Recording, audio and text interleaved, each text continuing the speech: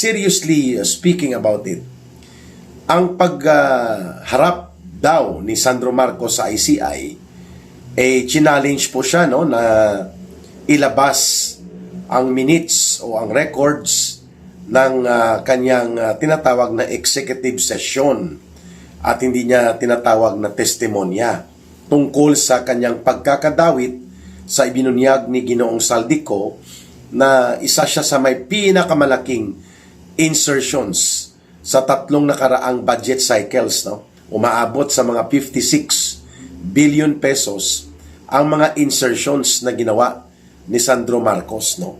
At karamihan nito doon sa Ilocos Norte na mga proyekto na kung si Governor Chavit Singson pa ang magbubunyag, mayroon pong proyekto doon si Sandro Marcos sa Ilocos Norte na mga flood control projects na halos 2 bilyon ang pinondo, pero halos inanod lang ng baha ang tatlong mga flood control projects doon, at ang contractors noon o ang nangontrata ang Diskaya Couple, no? Kaya nga dapat sabihin na ng mag-asawang Diskaya ang katotohanan kung magkano ang kinubra na SOP o Standard Operating Procedure. Ibig sabihin po ng SOP, kalakaran doon sa pangungutong sa mga proyekto na ipinapatupad o kaya ginagawang ghost.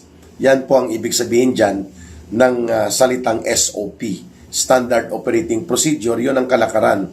25% yon.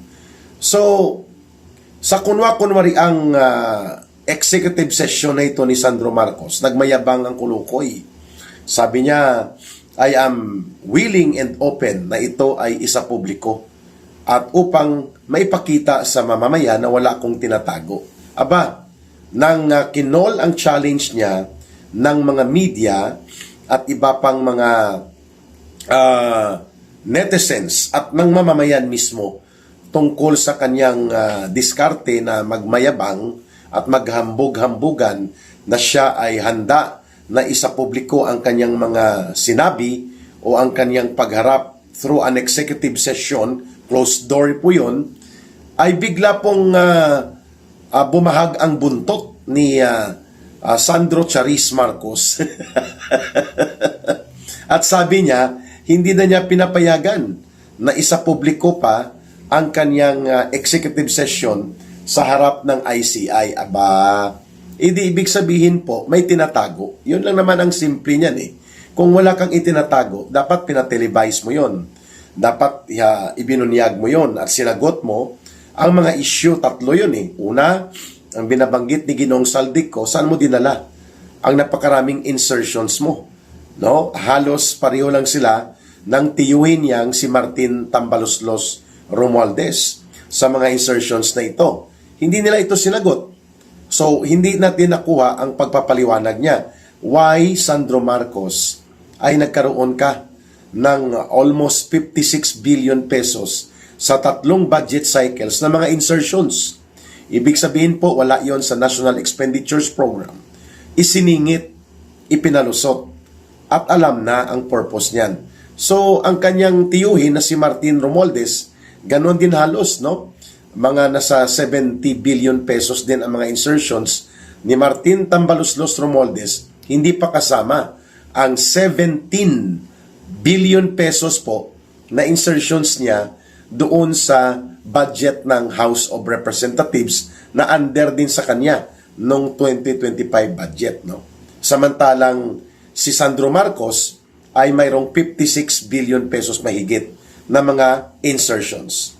So, hindi ito sinagot. Pangalawa, itinuturo siya ni Governor Chavit Singson na marami sila ng tatay niya at siya, si Marcos Jr. at si Sandro Marcos, ng mga insertions at mga proyektong kung hindi man house-show o gawang siupaw ay ghost projects na pinagkakitaan nila na mag-ama sa Ilocos Norte.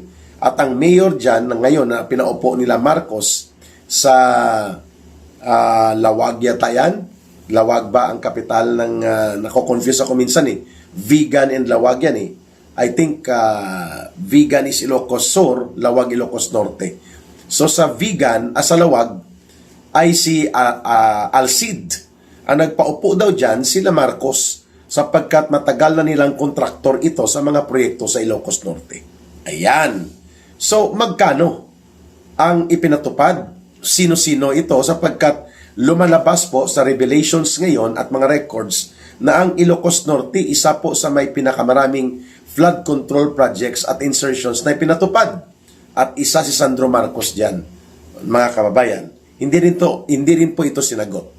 At ang pangatlo, ito yung involvement niya doon sa revelations ni Saldico hinggil sa mga maniobra ng nanay niya at tiyuhin niya na si Martin Araneta at si Lisa Araneta din sa mga customs na mga usapin ng agricultural smuggling and manipulation. Hindi rin po ito sinagot ni Sandro Marcos.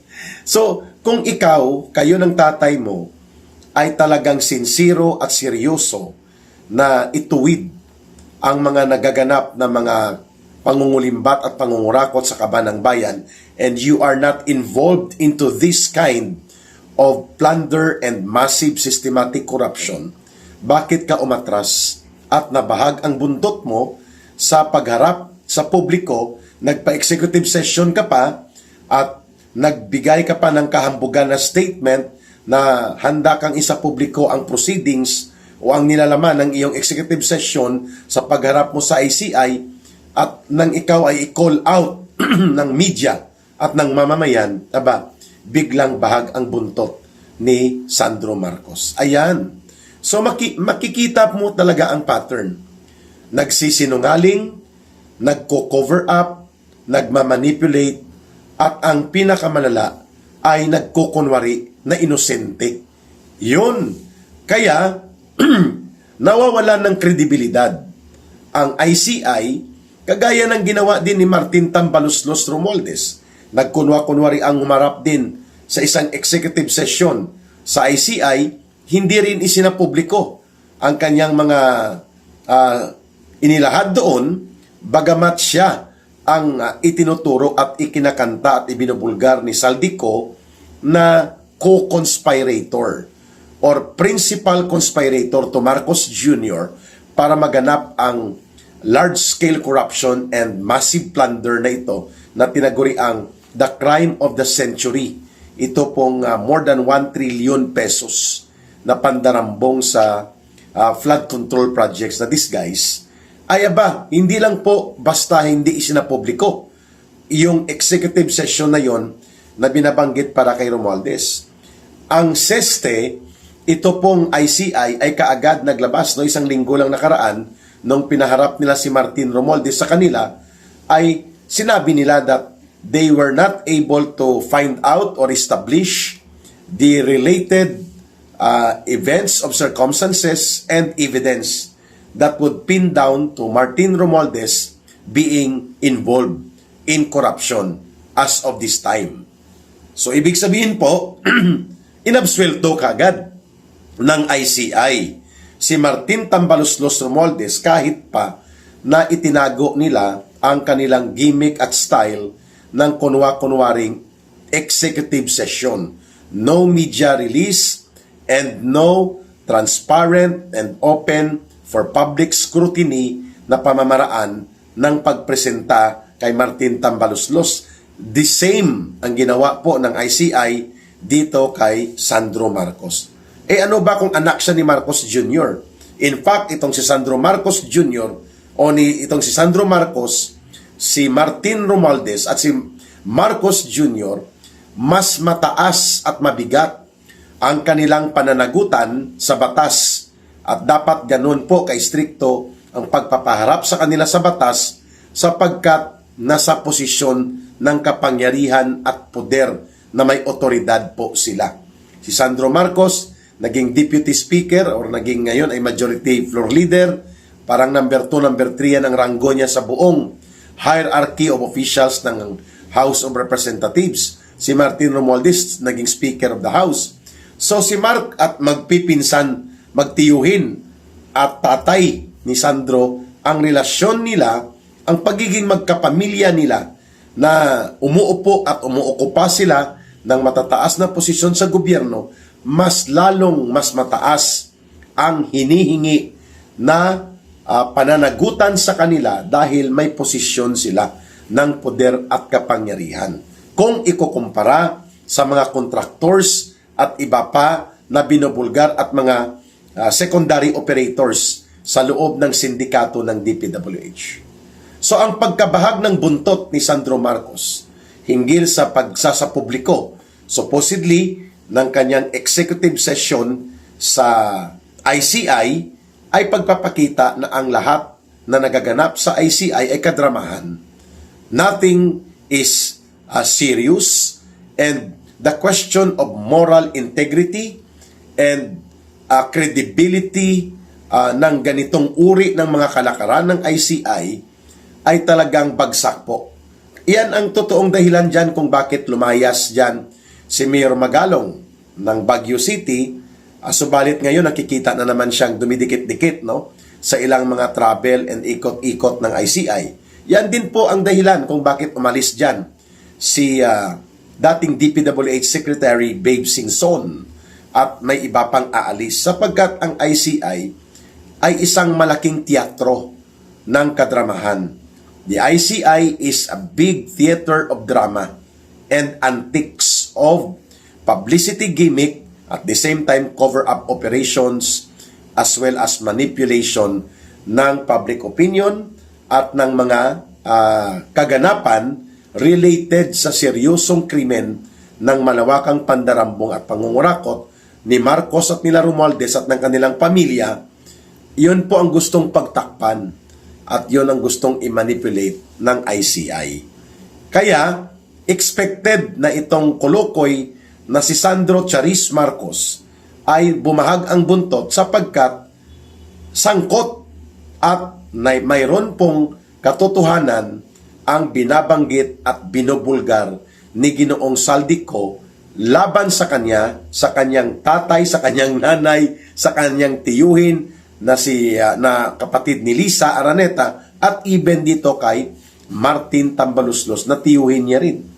At sabi pa nga ni Congressman Jing Paras, yang si Sandro Marcos, nag-training niya na taga-timpla ng kape sa opisina ni Martin Romualdez dati, nang wala pa sila sa poder, si Marcos, Pero nang si Marcos na ang naging presidente, biglang naging kongresista itong kulukoy na si Sandro Marcos at biglang naging deputy speaker o naging majority floor leader pa nga itong kulukoy na ito. Na alam natin ang only qualification niya ay dahil binitbit siya ng tatay niyang kurakot at bulok na si Marcos at ng tiyuhin niya.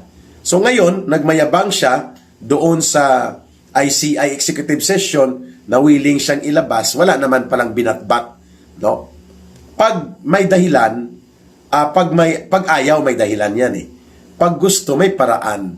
O ngayon, dahil ayaw niya, nagdadahilan siya na kailangan daw wag ma-preempt, wag ma-prejudge ang mga ginagawa ng ICI kaya hindi na niya minabuti na lamang niya na hindi na isa publiko ang kanyang diskarte ng kunwaring executive session sa ICI. Ang katotohanan po dyan na duwag. Bumahag ang buntot dahil sasabog ang iskandalo sa kanilang pagmumukha. At pangalawa dito, nagpalabas din ng statement itong kulukoy na tatay niya na si Marcos Jr. na pinakansila na ang passport ni Saldico. At ngayon lumalabas na parang ang lahat ng mga secondary players ay titirahin na. Lubusan ng inilaglag si Ginoong Saldico, tinanggalan na siya ng pasaporte at mukhang ito na rin yata ang nangyari kay Harry Roque at limited na ang magiging travel opportunity and authority mo na makapasok sa iba't ibang mga bansa kung ikaw ay umiiwas dito sa mapangwasak at bingatibo na pag-weaponize ngayon ng gobyerno ni Marcos bilang instrumento niya ang batas upang patahimikin, sikilin at supilin ang mga kalaban nila sa politika na naninindigan at nagbubulgar ng kabulukan ng gobyernong hawak ngayon ni Marcos at Romualdez.